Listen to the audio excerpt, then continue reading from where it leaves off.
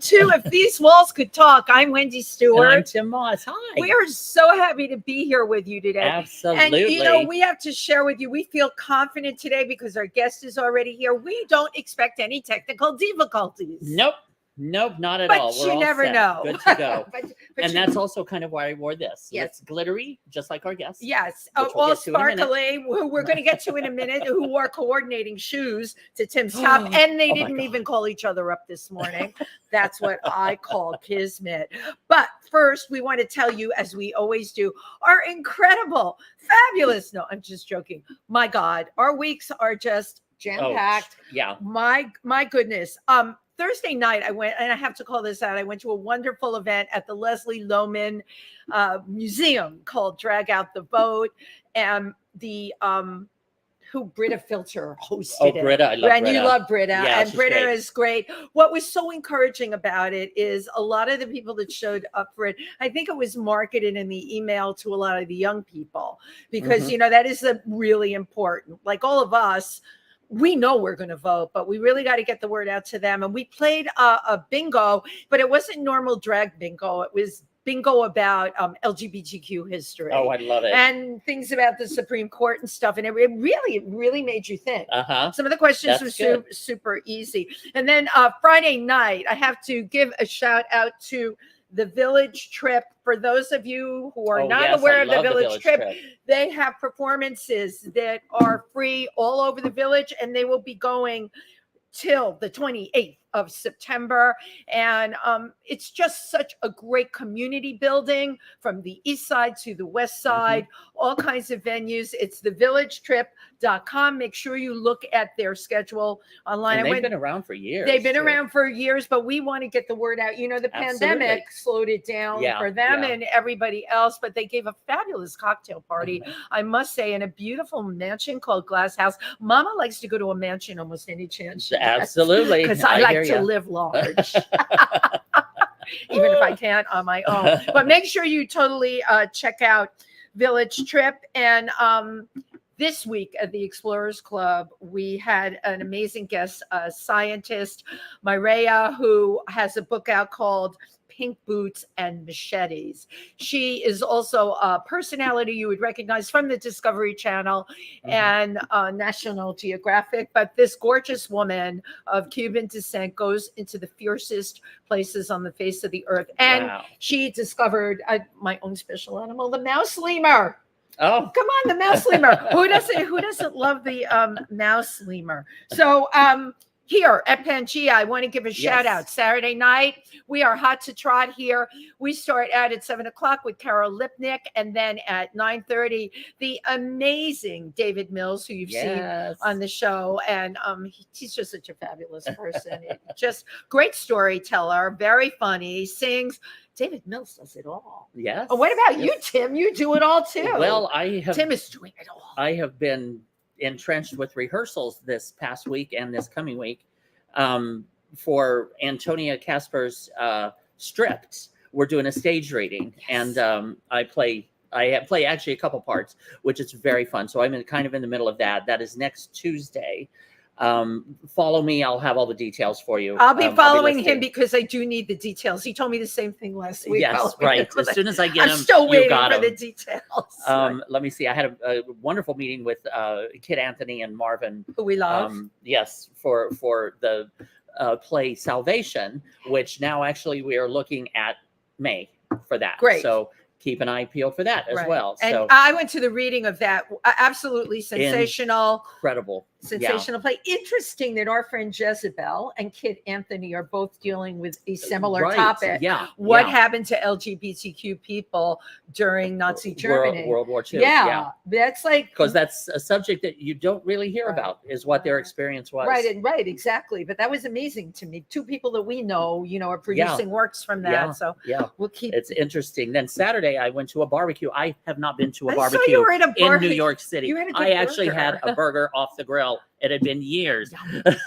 Okay, we like our Evan Seplow and Susan Bell had a barbecue the other day, and I stopped by there, and I'm going back to a film network networking party this Saturday Oh my! over at their place. Oh, fabulous! You Yeah. can't lose with that. Okay, so here's Wendy's moment to vent. You Mhm. all know me from Pandemic Cooking with Wendy. I got an audition to be in a kitchen for an olive oil company. Really great, fun, look like really great. Submit myself, get called in, and all of that. I'm like, oh, this is a shoe-in.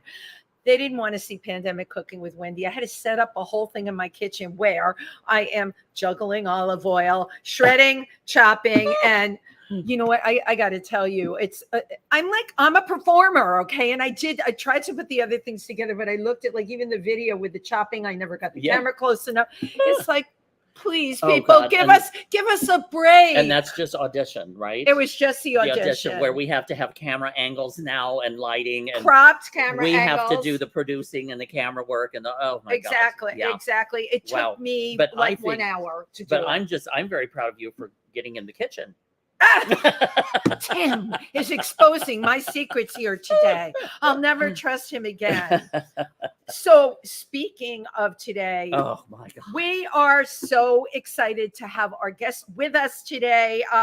He's well known in our industry as an entertainer, a storyteller, a podcaster. And what is so unique to him is the iconic musical that will be opening September 29th at Green Room 42 called Richard Skipper Celebrates Hello Dolly. Richard Skipper celebrates everyone else today. We are celebrating him. Come on down, Richard Skipper. Oh, I love this. I know, it's so much fun. And Richard, I have to tell you, he dressed for Tim and I today. Yes. Okay, you got. I don't bite either. Okay. No. I don't have. We're any all going to be germs. very close together. I have no germs whatsoever. Yes. We're all close. It's a kumbaya it is moment. so wonderful to see you. You know, but you talk about this venting, and it's not just with the videos that we're doing. It's the entire industry. Thank you. It's Absolutely. like, as artists, we are taking on the responsibility of doing the jobs of the people that are booking us. Right. Absolutely. It's everything. Right, Yeah. exactly. And they leave it up to us to try to interpret the role. And okay, that too, but that's the creative stuff. As a business person, it's running through my head when they have to rent a space and they can only see like 10 people an hour, right? And they're there for 6 hours.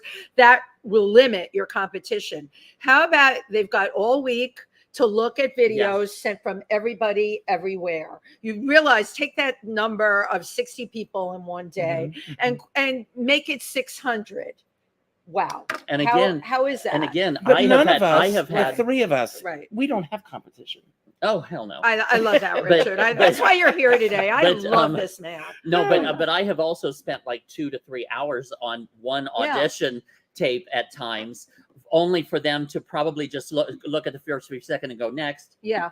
I do workshops on the industry. Right. That's why I'm happy to bring this up with you. One of the things that I say to other artists is that just because someone is in a position of power doesn't necessarily mean that they know what they're doing. Absolutely. Absolutely true. The more proactive you are as an artist, the better your chances are of succeeding in this business. Right.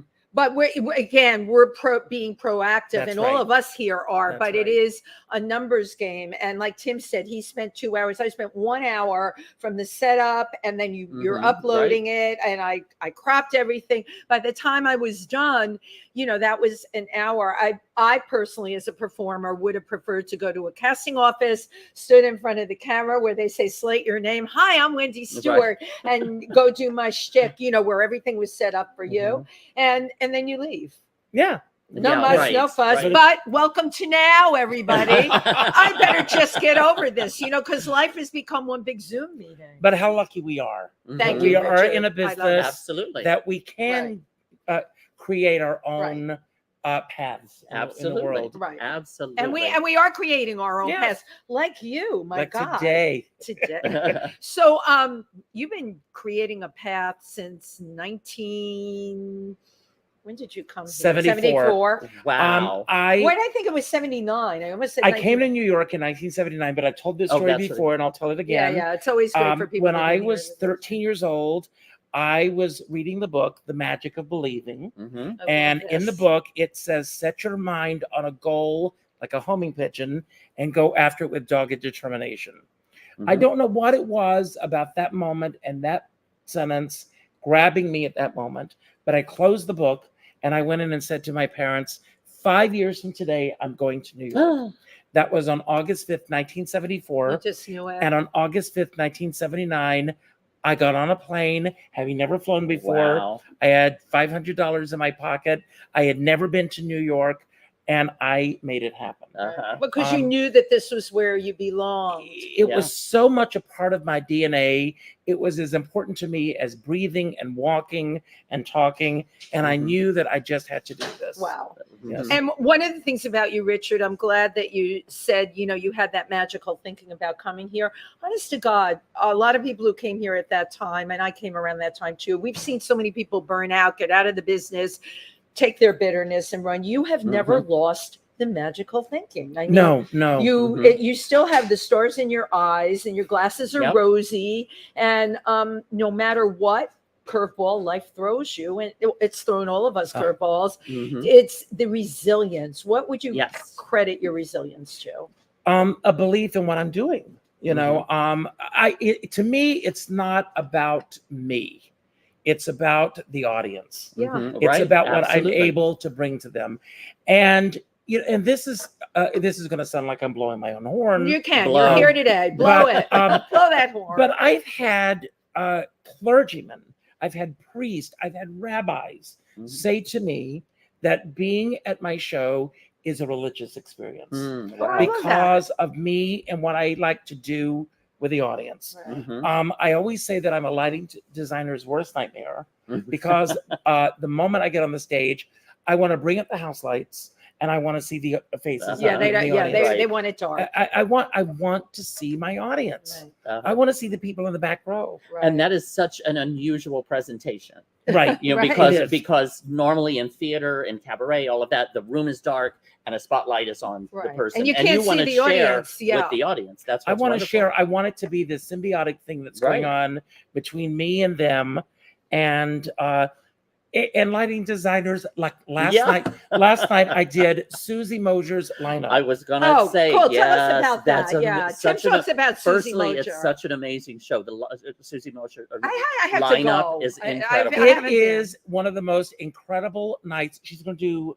3 more Uh-huh. because she's going to Indianapolis to do a Christmas concert. Oh, okay. With Sandy Patty, who I Uh-huh. love. But last night, Ann Kittredge opened the Yes. show. Jeff Harner, Yeah. Gabrielle Stravelli, Marissa Mulder. Mhm. What What a lineup. It was just incredible. These are all cabaret people. These are all right? cabaret Right, people. right. And I don't want to forget anybody. That it was just incredible. Oh, I mean, the lineup, there was what, 10? Probably 10? I think there were or 10 of us 12? last yeah. night. Oh, it was an And incredible lineup. Susie Mosher, she is the mistress, the hostess with the mostest. Yeah, yeah. And how she ties it all together was just absolutely incredible. Mhm. And I got on the stage and I said, "Bring up the house lights." And of course, They don't. Oh, but you've also got to tell us about the people in the audience or the couple in the audience. yes. Oh yeah. But there was a couple in the audience, gorgeous couple, straight couple, which is unusual. Straight people can be gorgeous too. Yes. Yeah. But I'm saying it's unusual. Gorgeous and It's straight. unusual. He's saying it's unusual that they were just No, going to it's- trap you in your words. It's unusual to find them in New York. to find a straight person. As to go, Susie okay. says, Right. everybody in New York is gay. Yeah. And it seems like that sometimes. But the funny thing is that they were talking as I was about to open my song. And it wasn't because they were being rude. They didn't speak English. Yeah. And she was translating for But him. you would approach them, right? I went Yeah. to the audience. I sat at their table. I brought him up on I stage. love that. And I That's tried to great. teach him the song. I love it. What language did they speak though? I don't even know. Even I better. don't know. But you said the guy was so That's good looking. brilliant. Does it even matter? It didn't matter. Let's put some eye candy on the stage. And you she know? was gorgeous too. They were both You know? gorgeous. Yes, Let's so get them it's- both up on stage. That's But so see, so that's funny. that's a showman right there. Right. That's entertainment. That's, It is. and that's also a lost art in a way Thank that you, that Tim. that's so original and so fresh, and so that you do that you engage directly with the audience and you roll with it. You grabbed them and brought them up on stage, and And I'm that's sure a they whole loved it too. presentation. They can laugh. Absolutely. Laughing is universal. They even can if go you don't back know the to language. whatever country they came from. Absolutely. And tell the story. And they'll tell their story. But the funny thing is, I take for granted, as you both know, and anyone who knows me, my history with Carol Channing. Right. Yes. And Carol yes. Channing once said to me Wow. that she would kill to do what I did on stage. Mhm. Carol Channing. To Wow. hear that from Carol Because Channing. everything that she did was so scripted. Yes, right. Within an inch right. of her life. Yeah. Right. But she had this knack of making it feel like it was off the cuff. Absolutely. That was- is a knack. That's right. a talent. That it nice was happening and for the fresh. first Yeah. time. Mhm. And that the audience, I've had so many people say, she was singing before the parade passes by and she was looking directly at me. Wow. She couldn't see this far in front of her. Wow. But to be able to do that, that But is make a the skill. audience yeah. feel that. That intimate. But it made her, it made her audiences feel unique. Wow. Mhm. And Carol Channing, I could write a book on Mhm. what I learned. Oh, you about, will, Richard. You I will. will. Yes. about what I've learned about the industry from her. Oh, I And one of the things that she said is that for a show to succeed, you need people from all walks of life. You need doctors and lawyers and teachers Right. and Agreed. housewives all coming together Right. in this collective moment of sharing that moment together. Yeah. Mhm. And there's an energy. I don't know if you feel it when you're sitting in the audience, Mhm. but I do. Oh yeah, the connective God, yeah. energy. There's an interesting energy that's happening. And I remember one time I was booked to perform at a country club and it was horrible. Mhm. It was just, and I called Carol the next day. Was and it Mar-a-Lago? No, no, that would have been terrible. But I called Carol the next day and I said, Carol, what is it? I mean, this audience was the worst. Dead. And she said to me, Richard, country club audiences are the worst in the world Ah, because they're not there to see you. They're there to see each other. Mhm. brilliant. Yeah, yeah. And that's brilliant. Absolutely. I never knew that. And so this feeling of, trying to grab that audience, they're drinking hours before you come on. And they're really not there to see you. Right. Mhm. That's true. But one thing again with Carol, and I feel the same way, is it's not just about what happens in that space of time that you're performing. It's what happens leading up to that time. Mhm. The audience has been stuck in traffic. They Think are about that. Right. looking for a parking spot that's Mhm. not going to cost them here in New York $1 million. Right. Right.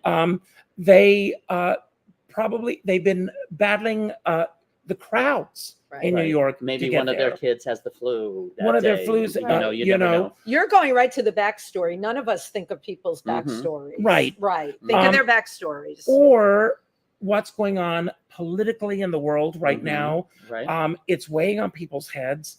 And so when they come in for that hour, they've invested their time, Thank you. Mhm. their Right. money, Right. and their energy. Right. That's right. And it's up to us to take them on a journey. I agree. And that is the 100%. responsibility of the performer. Mhm. And that's what we do. And you are 100% right. But I never Mm-hmm. heard of anybody say it the way you did. And if Carol Mhm. I Channing agree. shared that with you, that is a Right. very valuable lesson. And so that's another reason why I want to see the faces, Mhm. because it's a connection. Right. Right. It's this right. human connection. And as Kamala says, we are more connected than divided. Yes. Thank correct. you. Absolutely. Now you brought up a good point because you were in the position of, giving it your all, Mhm. and you have what I call a dead audience, and that can happen to anyone.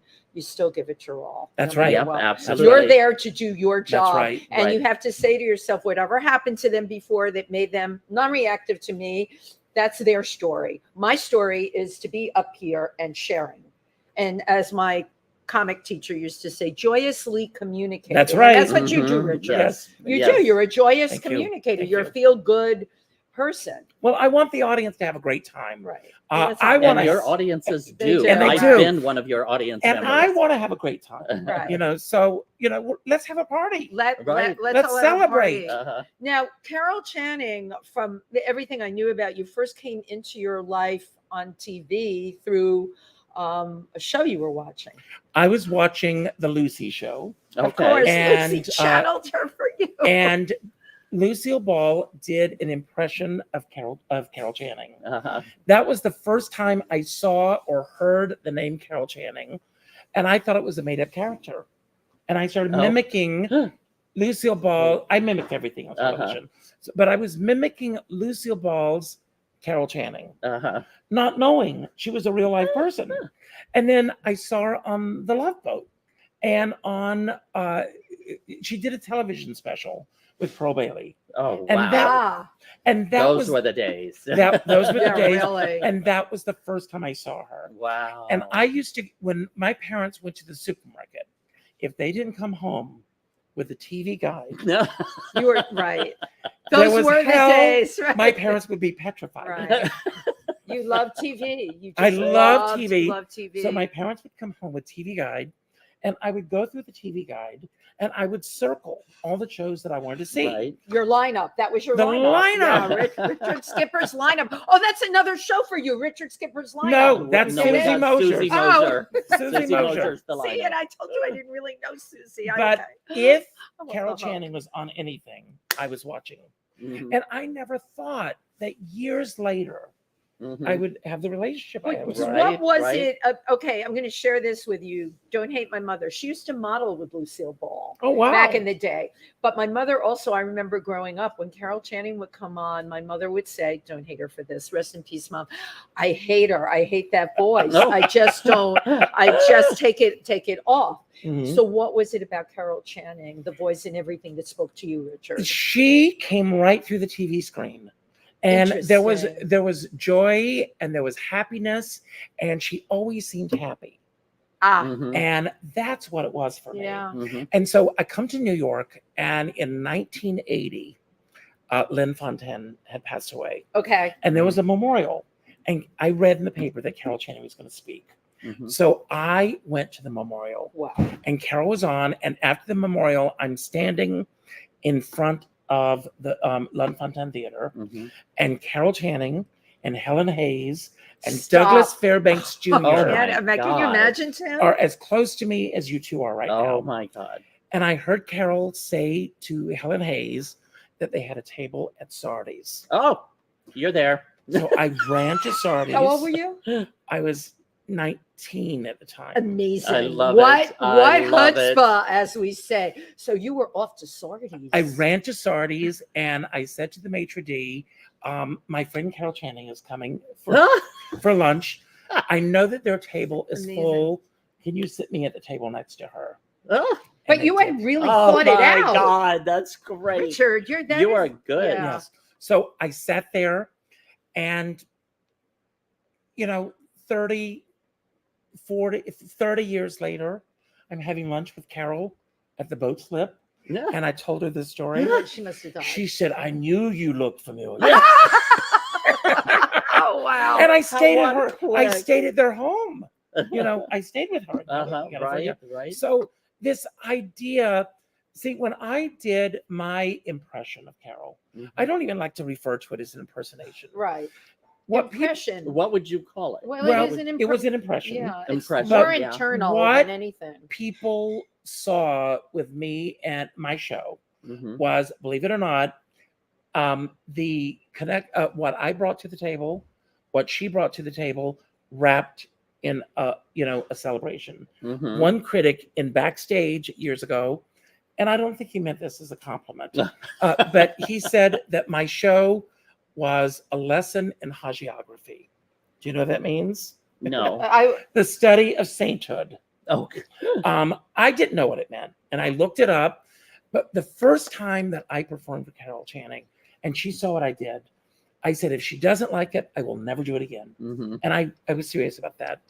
And she said to me that it was the first time that she had been shown with respect. Wow. because not right. They do a lot of times. They do the caricature. Right. Uh-huh. but what they're doing, Tim, we don't have a lot of impersonators anymore. Right. We have drag shows, Yes. and they've created their own personas, which are all wonderful. Right. Mhm. But when I look at James Beeman, my director I on my love show, James. the first time I saw James, he was Lauren Bacall. Was Stephen- Lauren Bacall? Was Lauren actually, yeah. Bacall. There's a big difference. He was Lauren Bacall on stage. Stephen Brinberg, Uh-huh. brilliant as Barbara Streisand. Yes. Tommy Femia, who I haven't seen in years, Judy Garland. Right. Mhm. James, Jim Bailey as Judy. Uh-huh. These guys did these impressions of them. Mhm. But what they see, name somebody who's impersonated a lot. Bette Midler. Bette Bette Midler. Midler, Mhm. right. So what happens is that somebody comes along. Who do you think is the best Bette Midler impersonator? Oh, I I can't have even no name. idea. You can't even name them. offhand. Right. But when they come along, they will find these idiosyncrasies Mhm. that are unique to Bette Midler. Right. And then they do it Mhm. and they wrap it up and the Right. audience goes crazy. yeah. The next time you see someone impersonating her, they're doing what they saw that guy do. Right. And they're really Right. lifting from all of these different areas. Absolutely. So- but it's like the Betty Davis. Right. Right. So when Uh-huh. I was performing as Carol, and she's been impersonated by many, many, many people, Mhm. I didn't run my hands through my hair at the same exact moment. Mhm. I didn't. I was well researched. So Oh, when I'm I sure. when I yes. came out on stage, I was presenting to my audience what I saw myself. Mhm. Not in a million years could I ever be Carol Channing. Right. Mhm. I am not Carol Channing. I would never be Carol Channing, but I was the next best thing. Exactly. You Well, totally I was embodied going to her. say, You what totally if, embodied her. what if your because- vision seemed to be deeper than everyone else's? Because what you're describing, Richard, is much bigger than what any of us ever see. I'm telling you. This connection from the time you were 13, you understand it's a little out there. It's actually almost a It little was paranormal. almost a and- destiny. Thank you. It was a destiny. Mhm. It And was you a have destiny, to look at it that way. It's not what anyone, we know great impersonators, we know great impressionists, but your thing is like a whole other thing. And No. I just, I felt it's the same. incredible to me. I felt the same thing watching Jim Bailey. Yeah, as yeah. Judy, Okay. as Yes. Judy Right, Garland. right. Yes. And what, and years later, when I became friends with Carol, I was sitting on her sofa with her, and I said, Carol, it must seem odd to you that I do what I do. Mm. And she said, we're soulmates. Yeah. And Right. I You have feel to wonder, that there right? is this, there was Connection. some synchronistic Mhm. soulmate. We're both Aquarians. Mhm. Her birthday was 2 weeks before mine. And I remember, one time I was going out to Palm Springs, and I said, let's get together and celebrate our birthdays. And she says, I'm a Christian Scientist. We don't celebrate birthdays. Okay. And I said, it's not about you celebrating your birthday. It's about everybody else celebrating you. Mhm. And she said, that's the first time it made sense to me. Right. Wow. Right. Uh-huh. And Wow. a friend of mine, and I'm going to give a shout out to him if he's watching, Scott Clark, Mhm. amazing artist. You should have him on the show. Uh-huh. Scott Clark has a birthday in 3 days. And he said, I don't really look for celebrations anymore. Mhm. I look for gratitude in my life. And I said, always seek out the celebration. Thank you for Yes, saying yes. that. Because the other night I saw Jane Fonda on Mhm. Jimmy Kimmel at 85. Yeah. Yeah, And she amazing. said, anybody can be young, but Mhm. very few get the chance to be 85. That's right. And I look at my age at 63. You Mhm. talked earlier about the people that have burnt out in this business. Yeah. Yep. Yep. Yeah. Not only did those people burn out, Right. but there are many people that did not make it to this age. Absolutely. Yeah. That's a Absolutely. really good point. And so I feel that it's important You're for here. all of us to celebrate, if we're able, Absolutely. Absolutely. every day of our life. I But completely now agree. I just back to your performance, because you took impersonation up so many levels Yeah. more. beyond, because again, you in a way, you did for Carol Channing what she said she never got to do, which was to just be herself. You would walk out on stage, turn up the lights, ask the audience any question as Carol Channing, and he would respond as Carol Channing. Well, I'll tell you a funny story. Yeah. We love funny stories. So one Do night, tell. Carol was coming to New York, and I called her up and said, if I do my show, she had a foundation for the arts. I was lucky enough to be on the board for that. How great. But she had a foundation for the arts and education. Mhm. And so she was coming to New York, and I said, I'd like to do a benefit for you. And would you be able to be there? So I come out, and as Carol, I'm telling the story about Carol Channing's first time on stage, but as Carol. And I said, I was standing on stage at the Curran Theater in San Francisco, and I knew I was standing on holy ground. And from the audience, I hear, it's hallowed ground. And she was there. That's great. And of course, the entire audience went, That's great. You couldn't have planned that. No. That's fabulous. She's sitting right there in front of me, and she stood up and she said, isn't she wonderful? You've got to get every word right. I was on up and up and on. Prisoners. But with the questions that I had the audience fill out these question cards before the show starts, Right. and they could ask me questions. Yeah. I still do that, And that's brilliant. and so especially, and I never see them. Mm-hmm. I want it to be off the cuff. Right. And he could deliver dates. Yes. Oh yeah, Yes. because you're like an expert. Well, I mean, come on. I'm the Mary Lou Henner of cabaret. Oh, I love Yes, that. That's yes. great. So, and Mary Lou, I love you. But it's so asking these questions with Carol in the audience, Oh my! and she God. said, and she screamed, "You're scaring the hell out of me!" Wow. Wow. Yes, because I never made fun of her. Right. I never made fun of her, and I will tell you something. As I got to know her as a person, instead of this iconic figure out there, Mm-hmm. the desire to perform as her lessened, because I never felt that I could live up to the real thing. Mm-hmm. Wow. Mm-hmm. And especially the last couple of years that I did it, it was like I kept saying, I'm going to get away from this. I'm going to get away from this. And, and then life happened and I got away Right. from it. When she passed away, Right. it was time to move on. Mm-hmm. Right. Yeah. Mm-hmm.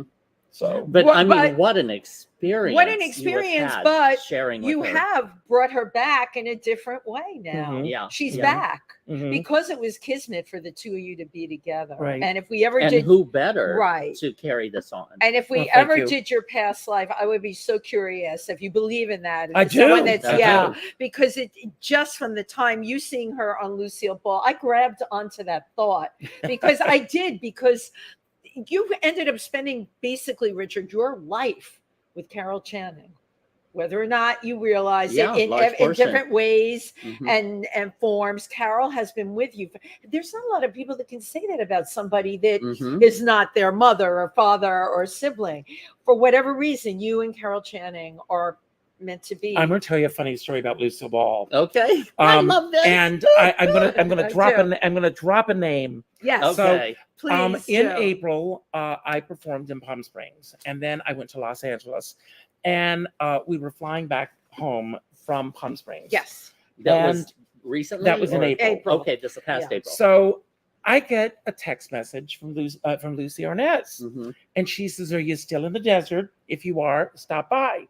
So we go to see Lucy, Mhm. and we go in, and Which is Lucille Ball's daughter. Lucille Ball, Yeah. Uh-huh. and there is a gorgeous portrait of Lucille Ball Wow. hanging by the Wow. front door, Uh-huh. and it was painted by Claire Trevor. Uh-huh. If you remember I her, don't know. she who- was an yeah. actress. She won an Academy Award Okay. for Key Largo. Oh, that I Okay, know. Okay. okay. So and I noticed this, and she told me this funny story that one day a repairman came in, and he sees the portrait, and he goes, "That looks like Lucille Ball," and Lucy says, "That's my mother," and he looks at it, and he looks at her, This is- and he looks again, and he looks at her. He said, "Your mother looked like Lucille Ball." that's great. He didn't even realize it was Yes, Lucille Ball. yes, yes. Okay, that is really funny. Yes. That is really funny. That's brilliant. Now, the show that you're Yes. doing, because you have taken this around. Oh yeah, Yeah. I just got back from And- London. I just did in Yes, Provincetown. Provincetown. I yeah. took it to Palm Springs in April, Mm-hmm. and at the Revolution Stage Company. Oh yeah. I'm going back Mm-hmm. on Carol's birthday. Oh, how how wonderful. perfectly 31st. fitting. Perfect. And the first time I performed in Palm Springs, Mm-hmm. Carol Channing was in the audience. Oh my God. So it's like this amazing. circle. yeah, full circle. And then I went to Los Angeles. I think there's a video of Yes. a I was promo just- of my that's show. what I was We gonna were suggest. just going to roll right We're into all that video. right in We're on there. the same wavelength Check here. this out and Check look it at some out. of the people that were in my audience. So thank you.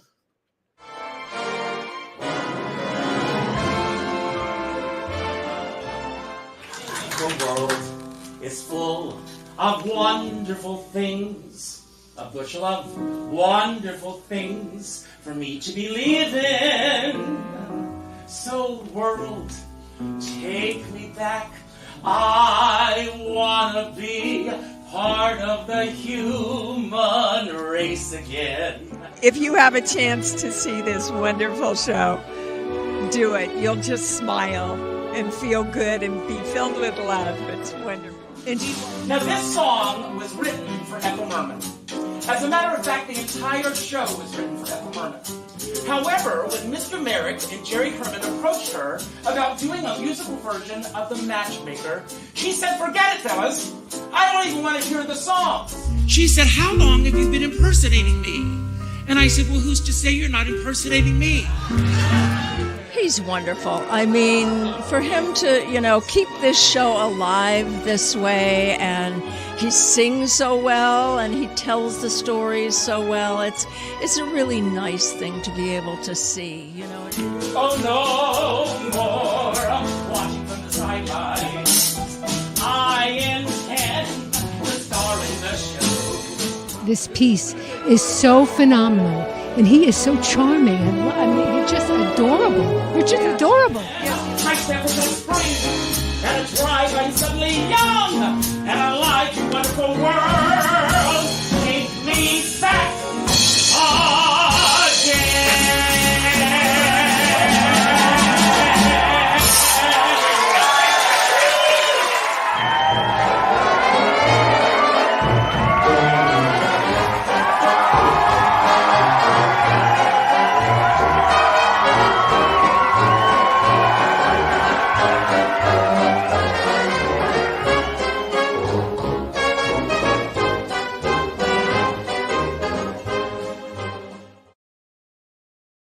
You really know how to yes. make people feel. Even here, I'm sitting with a grin from here to Right, here. same here. You do. Thank You you. just emanate that, and people need that now. Well, and one of the More and than one ever. Of, one of the quotes that was on there was, "You exceed expectations, Yeah. and you always do." Right. Let me knock on wood. Yeah. We'll all knock on wood Don't together. curse it. Toy, toy. How did you come about creating this particular Oh, show? what a brilliant show. It is. And thank you for asking that question. For my, after COVID, those of you who know me, because you all have been on the Really, show, and yeah. I did my, I burned out. Yeah. You had so many Yeah. podcasts going. I Absolutely. remember asking, how do you Absolutely. do this? I was All doing different ones. almost 7 shows a week. I believe it. I said that to And, Tim. Crazy. It was, a funny story, and then I'll get back to this. But during COVID, we had our house renovated in our house, Mhm. and our interior designer comes in, and she saw inside my office. You've been to my house. Mhm. My office is off of our kitchen. Right. She said, "What are you going to do while we're renovating the kitchen?" Mm-hmm. And I began to panic. It's Right. like, how am I going to get through COVID with all of that going on in this?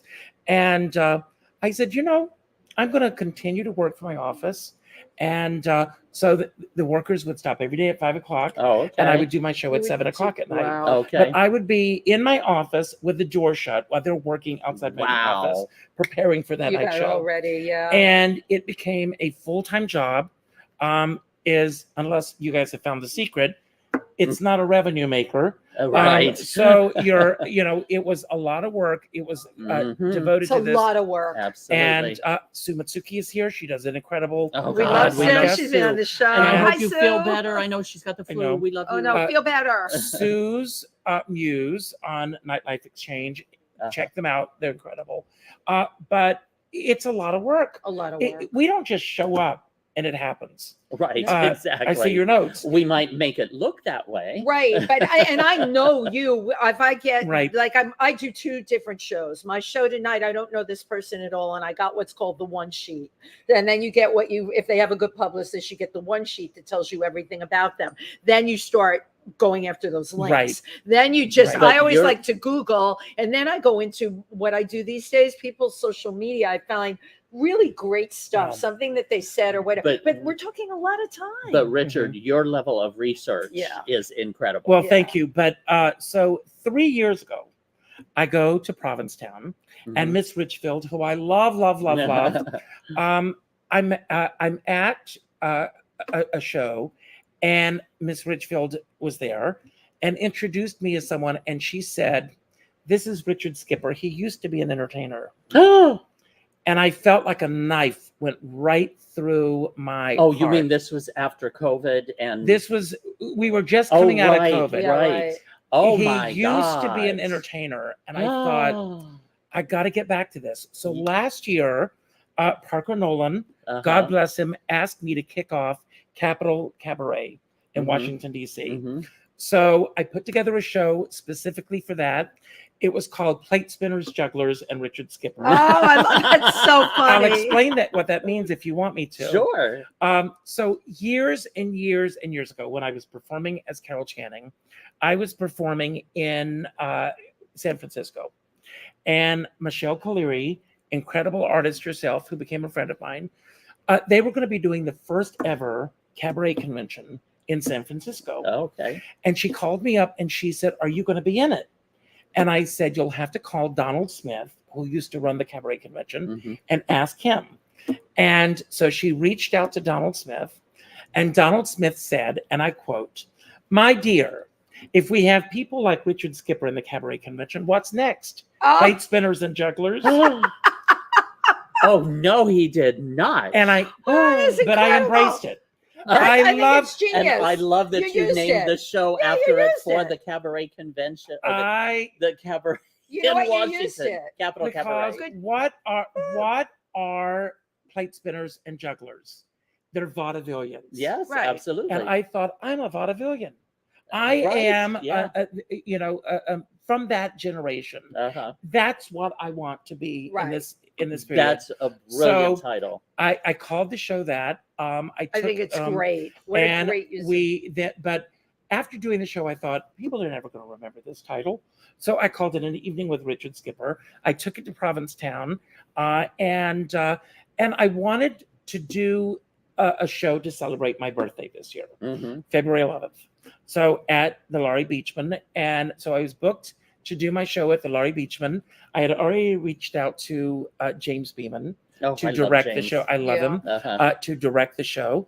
And then in the meantime, I was asked to do a talk at Valley Cottage Library in Rockland County, near where I live, on January 16th, which is the 60th anniversary of Hello Dolly opening on Broadway. Oh, Oh, that okay. is. Did they know that? Oh, that's why they did, booked me. and Yes, they Oh, booked you okay. to do that. How it was just great. going to be a talk. Yeah. And so I'm working with a career coach, Patrice McKinley, the best. I'm working with Patrice McKinley, and she said, because I'm inching away from doing the podcast back into live performing. And I said, I really want to get back to doing this. And she said, have you thought about how to make it commercial? How do you make money at this? How do you Mhm. book this on the road? Right.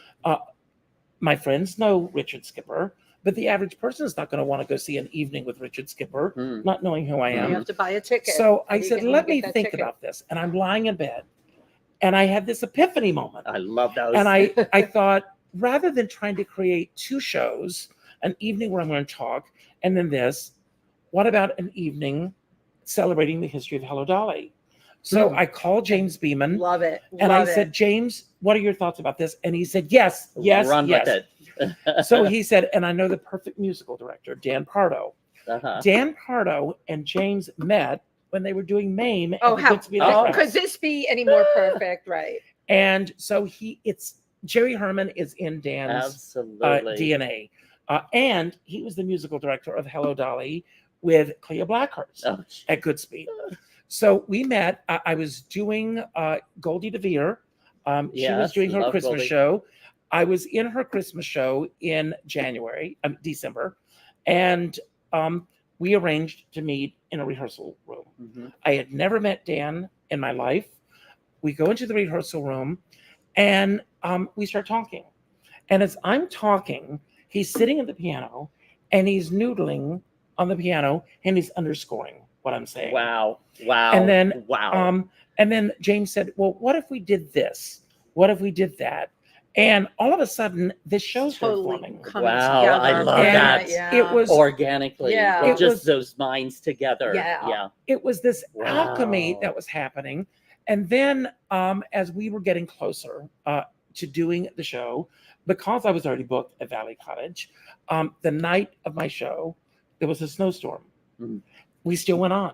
Wow. And I Mhm. had an audience, Right. Uh-huh. about 25 people. Who came They- out in a Yep. snowstorm Wow, to see that's you? impressive. Right. They were there and the show was over and they came up to me and they said, we want to book this again. Uh-huh. And so they booked it again. I'm already booked to do it on January 16th. Oh, Again. good. Of next Wow. year. Yeah. Wow. So I got the chance to do it twice before opening in New York. And I've been very, very fortunate because I had guest stars. Uh-huh. Leroy Reams was my first guest star. Fabulous. Right. Right. And Who then was in the original Hello Dolly, he right? did it in 1977 Uh-huh. as Cornelius. And then he directed Carol's Last Revival. Oh, He that's also- what. Uh-huh. Cool. Yeah. He also directed Madeline Kahn, who we're Uh-huh. celebrating on the 29th. Nice. Madeline Kahn, Joanne Worley. Joanne, Oh, I my love goodness. Joanne. Yeah. She was Worley. my guest. Stop. Uh, This is when great. I was in California. Yeah, I Joanne- saw the video. Saw the video of that. Yeah. Joanne does not do interviews. Right. She just doesn't. Mm-hmm. But her organization is Actors and Others for Animals. Mm-hmm.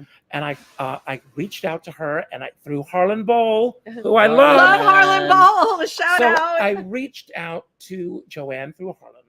I said, if you'll do my show, I'll make a substantial donation to Actors and That's Others for great. Animals, which I did. Right. And I'm falling asleep on the sofa and I hear, hello, Richard, it's Joanne on my answering machine. And I jumped up and flew across the room and she did it. And she was just Oh, how incredible. fabulous. And And you did it too. You put your money where your mouth was. Jason Gra was my guest. Eden Castillo. Uh-huh. Have you had her on the show? No. Have we her on haven't the had show these people. Because Yeah, I'd she love does to. a tribute to Madeline Kahn. Oh, It's not an impersonation. uh-huh. It's a tribute. Uh-huh. And she is so brilliant. Mhm. So I reached out to Eden and asked her to do the show.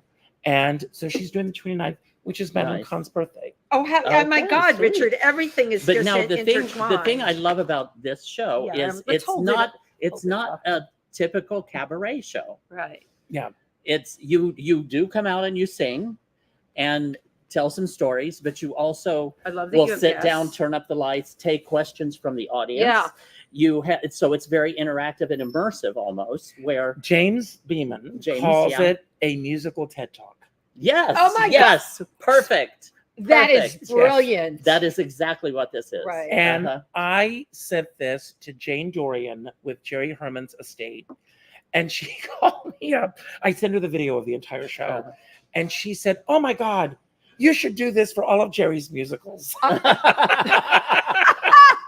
Thank you, Jane. But I said, I am loving this. I mean, we're doing it now Mhm. because it's the 60th anniversary of Hello Dolly. Yeah, Right. right. But Wow. starting in January, it's just going to be, it says now on the card, the history and legacy, Mhm. because Hello Dolly still goes on. Absolutely. I just saw it in London with Imelda Staunton, Nice. Sure. and it's a show that when people say, "What is the show about?" It's about love, Yeah. happiness, stepping out of your comfort zone, Yep. and taking chances, Right. Yeah, yeah. and that's what it's about.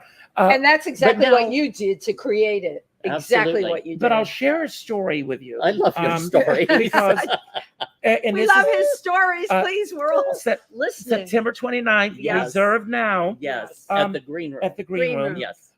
But when they opened for their first preview Mhm. in Detroit, it was on November 18th, 1963. Mhm. Does that date jump out November at you at all? 18. 1963, November 18th. Not even jumping out a little bit. Go, your turn. That was early in the week, and on Friday, Kennedy was Oh assassinated. wow. Yeah, I was a little kid then. And You're right. It was so- in November. Wow. They are, as Sandra Lee tells, they were all sitting around the radio, hearing the updates, because when he, they didn't know that he had died right away, Mhm. Right. Right. and of course, we didn't have the news cycle like we have Right. now. Exactly. So they're all waiting on pins and needles to know what was going on, and the show, Carol Channing said, "We have to keep this show going."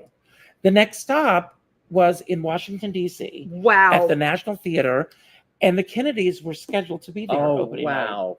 Wow. When the show opened on Broadway, it was 1964, January 16th. Think about the 60s, the women's rights movement, Yeah, Mhm. the everything civil that rights was going movement, on right? at the time. LGBTQ rights Right, were right. changing, the Vietnam War was going on. Exactly. Raging. 2 weeks after the show opens, the Beatles land in Yeah, America. right. Uh-huh. So the What a way pivotal time in history. so the way Yeah. that people were listening to music was changing. Yeah. And it was against this backdrop of an ever-changing world. Mm. And think about where we are now in Yeah. the world. And a lot of shows that are on Broadway, and I respect the choices that people make, Mhm. but I don't want to go to the theater to spend an evening dealing with angst Mhm. and and heartbreak and everything.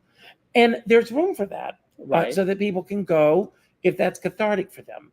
I want to laugh. I and just want to feel Right. good. I want escape. to feel good, Yeah, and Yeah. I wanna that's feel what my good. show is about. Right, Yes, right, And exactly. That's very obvious. But in addition, you'll have a guest, and you also have like Yeah. a sit-down interview in front of the audience. And again, it's just such a well-rounded Well, Thank you. to me, presentation. I look at this, it's brilliant repackaging on your Mhm. part. And That is James Beeman. James, gorgeous. love him. And Yes. I hearken back to that epiphany that you had. I don't know if the career coach was the one that was the catalyst for it, or Richard, you've been channeling your whole life. I know. But, I know. But the fact and how it came about. And it was is Carol really Channing. I amazing. mean, I was sitting with Carol one day, and Carol said to me, she said, "Richard, you are a great musical comedy star, Mhm. yeah, Yeah, but absolutely. nobody will ever know it Hmm. as long as you're hiding behind Right. me." right. Wow. She right. said, she "I was so, love-" her honesty. She said, is "I just- love what you do," and so many times she was in the audience at my Mhm. shows. She said, "I love what you do, but get out there and be yourself." Yeah, yeah, And it took me a long time to get the courage to be able to do Uh-huh. that. Right. yeah. So getting back, Carol suggested originally that I chronicle the history of the show. Mhm. And that's where Call on Dolly, my website, began. And Carol said, "You should turn this into a musical." Hmm. And Jerry Herman, 10 years ago, I threw a brunch at Sardi's that I put together myself. I got no support from, I'm going to put it out there, Actors Mhm. Equity, Right. Jujansom. Mhm. I wrote to the mayor's office. Niederlander, none of them. None of them. Wow. I sent emails and they all landed on deaf ears. Hmm. I put this brunch together by myself with Danny, God bless him, my Oh, husband, your husband, Yeah, your amazing wonderful husband. husband. the Yeah. saint, Yeah. being there, making it happen. And I brought together people that had not seen each other in 50 years. Oh, how wonderful. And the night before we did the brunch, true story, I get a phone call from Jerry Herman. Wow. And he said, "Richard, if you were not doing this, it would be a forgotten musical." Wow. Wow. That was before Bette Midler was on the horizon right, and all of this. Right. But here was this musical celebrating the 50th anniversary. Right. It won 10 Tony Awards, Mm. and nobody was doing anything to celebrate it. Wow. Because often we're waiting for the them. We talk about Right, that, or the right. they to notice. And what I've realized, they aren't going to do anything. You did Yep. it. Yes. You did it no Absolutely. matter what. Right. Right. And we are so glad that you found the courage Yeah, to right. step out and be yourself again. Yeah, this is incredible. And This it is goes wonderful. back even further. When I was a kid, in growing up in Conway, South Carolina, I had one of the greatest mentors, Florence Theodora Epps. And if I've got a few moments to tell this story. yes, Absolutely. of course. So yeah. Miss Epps, my first big role in a show was in The Unsinkable Molly Brown. I played Roberts the butler. Mhm. And she came to see the show. She came backstage and she handed me an apple. And she said, "Do you know why I'm giving you this apple?" And of course I didn't. So she said, "I want you to go to the library and I want you to get the book, The Royal Family of Broadway. Mhm. And when you figure out why I'm giving you the apple, call me." So I go. I couldn't wait to get to the library. I went to the library. That's why books should not be banned. Yes. Absolutely. I go to the library and I'm reading this book about the Barrymores. Mhm. And when Ethel Barrymore opened in her first Broadway show, her brothers gave her a basket of apples. And the idea was that Oh, that if was like John and Yes. Lionel. Yeah, and, wow. yeah. if the show was a flop, she wouldn't starve. So from that point on every opening night, they gave each other an apple for good luck. How wonderful. Amazing. And so if you ever went to Barrymore's in New York, there was an apple on the door. I never knew okay. this story. Yes. Wow. Richard's filled with these stories. So, I love this. The Barrymore Award is a golden apple. Oh, wow. And so I called her up and I told her that I knew why she gave me the apple. She said, "I think you have the makings of being a great actor Wonderful. if you apply yourself. Hmm. And I would like to work with you." Now, my parents, if I went to them and said, "I want to take elocution lessons Mhm. and acting lessons," they would have laughed me from here to eternity and back. But I went to Miss Epps' home every Wednesday and Thursday. After Conway. School, in Mhm. Conway, after school. She had a playhouse in her backyard, and she would be reading the book. Throw me a famous name. Lionel Barrymore. Yeah. She would say, "Okay, Ricky, tell me 3 things that Lionel Barrymore is known for." Oh, wow. And if I didn't know, she would close the book and she would say, "Come back next week." When and you tell know me." them. We didn't have Google. We Right, didn't have YouTube. Right, exactly. So Have I the would, library. I would go to the library in our small theater and show business section. And I would go into the back of the book, and every book The that had his index, name right. in the index, I would check the book out. Wow. My parents came to get me one time, true story, and I had 36 books ready to check Oh, out. my God. And I would go home and I would read specifically about those people. And Miss Epps taught me that every time I step on stage, every time I step in front of an audience, I am carrying the mantle of every person Yeah, that has they come can before be me. for Yeah, you. right. Absolutely. And even though I'm celebrating Carol Channing, it's also Ginger Rogers and Martha Yeah, Ray absolutely. And Betty Grable and Pearl Bailey and Phyllis Kay Diller Ballard. and Ethel all of Merman. them, right? All of these people The greats. that have gone before me Yeah. Mhm. and have made me I'm a work in progress. Mhm. And I want to be the best version of Richard Skipper that I can possibly be. Well, I'd say you are. Well, thank you. But You but are I just learned. doing it. I learned. Frank Basile is watching. Oh, I Celeste, love Frank. Celeste Home. Yeah. Uh-huh. And Frank and Celeste, so many times, were Mhm. sitting in the audience of my first. Danny and Uh-huh. Celeste share a birthday. And we would be at birthday parties at Uh-huh. Celeste Home. Celeste I Home was my fairy godmother. Oh, Wow. yeah. She was Wow. incredible. And I grew up watching her, not knowing, when I came to New York, I looked her up in the phone book, Mhm. and she was in the phone book as C. Home. Uh-huh. I called her. How funny. I called it. Right. But Celeste, I remember being at her home, and Patricia Neal, Patricia Neal, we were just talking yes, about. who was the original in the Homecoming, the Waltons. Yeah, that's Uh-huh. who we were talking Yes. about, and what happened, Yeah. and how Michael Learned ended up getting that role. So Patricia is sitting there holding my hand Aw. at Celeste and Frank's, and she says, "You remind me of a very young George Papard." Ah! And I said, now I would remind her of a very old Oh, George. stop. your stories are incredible. Of course, Oh we have my so many God. comments on you. Oh, great. Well, I can't tell if I can. Can read you it or see not. them? I can. But just real Richard quick, can see them. Lori Towers. Lori, We hi. love Lori. Thank you. Oh, She's What a amazing. wonderful amazing. and inspirational show. Thank you, Lori. Oh, good. I have my glasses, Lori.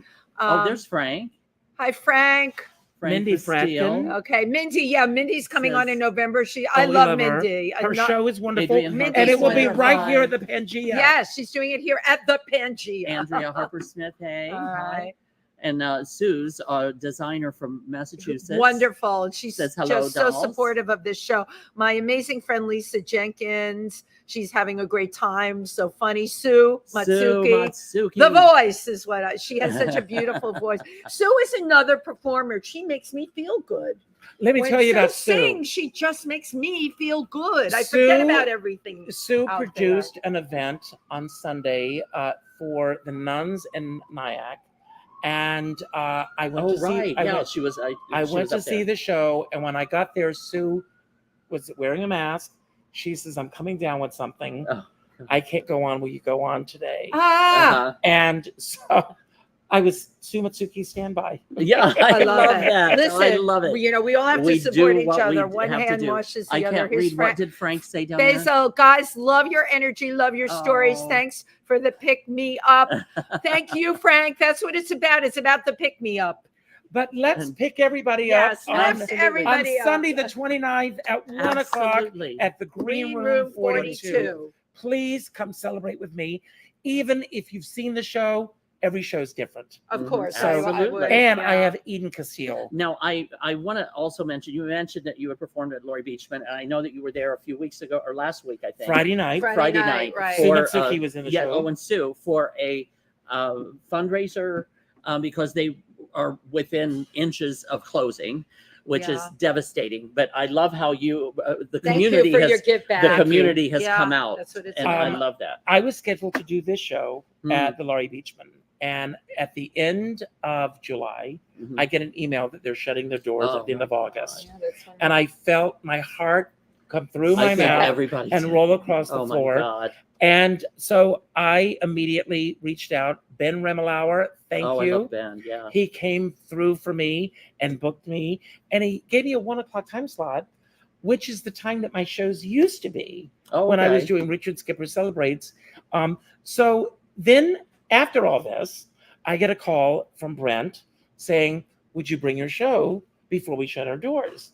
And I Wow. said, I'm already booked elsewhere, but why not do a benefit for you? How Mhm. And fabulous. I reached out to 13, because it was Friday the 13th, Yeah, that's right. people that mean so much to me in the industry. Uh-huh. I could have done 1,000 Yeah. friends, Yeah. but I wanted to keep it within a time slot. So I actually reached out to 13 amazing friends, and they said yes. and you made it Wonderful, happen. wonderful, You wonderful. absolutely made it Now, happen. you kind of skimmed over these, but you mentioned you had performed in Provincetown and in London. Yeah, Tell us. yeah. London sold out. No, Amazing. I love it. Provincetown, Ginger Minge, Oh, I and love Ginger. Yeah. J.C. Russell Uh-huh. booked me at the Art House. Nice. And it was incredible. The Oh, audiences good. were wonderful. But, my advice to Provincetown, if you're paying attention, No, for next year, they're devouring themselves yeah, because that's they what have I've observed. So too many many people. shows Yeah. Yeah. on any given night, and it's breaking the audiences Right, up. right. Mhm. I went to see several shows, and they all were lucky to get 25 or 30 people in the Wow. audience. Uh-huh. And when I first started going to Provincetown, I went in the old days. I was going to Yeah, say, how many wasn't there ve- like yeah. 3 or 4 There venues would be, then? well, there were a few places, but I saw Jimmy James for the first Oh time. my Yeah. God, I love I Jimmy saw James. Big yeah. Ed for the first time. Uh-huh. I saw an artist named Gertie. Randy Allen, who did a show called P.S. Betty Davis. And I went to see a different show every night. Right. Mhm. And And those the shows, audiences were filled. and they were filled, filled. yeah. Yeah, right. They were filled. I think it's great to have but book fewer artists Mhm. and give them runs. Right. Yeah, I because agree. It's a transient town, and it's That's a good point about the run in a transient It's a town. matter Yeah. of getting people. But if word of mouth goes through the town, And Provincetown is a small town. Mhm. These artists will Yeah. do a lot better. Yeah, Mhm. I think that is a really great I point. agree. And I hope if they're listening, I hope that they think the same And I'm way grateful. you do. I'm I grateful. know you are, but you're Mhm. talking Oh, about absolutely. a pie being cut up into so many pieces Right. that nobody's winning that way. Everybody, it's like you've been Including to a the vendor. party where you've got a birthday cake or a pie, and someone will say, "I'll just have a sliver." Mhm. Well, that's what people are getting in Provincetown. They're- Right. they're They're Exactly. just getting a sliver. Nobody Brilliant. can get a good Yeah, juicy right. piece Yeah, right. anymore. No, and sometimes I like 2 pieces. Well, in some Okay, parts of Provincetown, you can. Yeah. So, sorry. That's There you another go. show. That's a whole other show. Well, Richard, Richard, I have yeah. to say that I am so grateful I that am when grateful. grateful for you and all you do, and you're celebrating everybody all the Yeah. time. I'm so grateful for that. Thank you. But I'm so grateful that when you were young and you read that book about setting your destination Yeah. and it resonated with you, Um, and that you set that intention and you followed through, and everything since then that has brought you to where you are today. But the message that I would leave for everybody Yes. today is life begins after yes. Mhm. Yeah. Yeah. That is it. So many people, those who know me, people say, "Oh, I miss you. I'd love to see you." I go, pick a date and a time and let's get together. Right. Absolutely. That's what I Yeah. do. Right. But a lot of people go through life, especially because of social media, with FOMO. Hmm. There's a fear of missing out. If I go to this event or if I go to this show, They're thinking or about the other event that they're not at. They're thinking Right. about what they're Mhm. missing. Right. Right. You're so Grab right. each day and say yes. Yes. Say And, yes. and I each agree. person that comes into your life, we can't make time all the time, but Tim knows that I do. Mhm. I have to back burner, but damn it, I make sure I get Yeah, to do something right. with that person if Mhm. I know they are meaningful. Mhm. I don't want to get morbid, but I know that Clock's ticking. you've had a major loss My in your husband life. passed away March 19th. Absolutely. And my mom passed away And your Yeah. mom, in yes, March. I remember Right. the same March. time. And since my mom passed away, 2 of her sisters have passed away. Oh, Right. jeez. I am And sorry so, for your losses. But I mean, with each of them, they were not out there. I spoke with my mom the morning she wasn't ill. Wow. She died Oh in her my sleep goodness. that night. Wow. And none of us know what tomorrow will Thank hold. you. Absolutely. Thank you so much. So Absolutely. celebrate your birthday. Yeah. As I Yeah. said, seek out those celebrations. And Right. eat some cake. Yeah, and And have eat some cake. cake and have a second piece. And not a sliver. No, No, second piece. get a That's right. big juicy. Richard, we love you. I love you. I love and adore you. Thank you, And I everybody, love for all of tuning you. in today. Mwah. Thank See you you so next much. week. Thank you.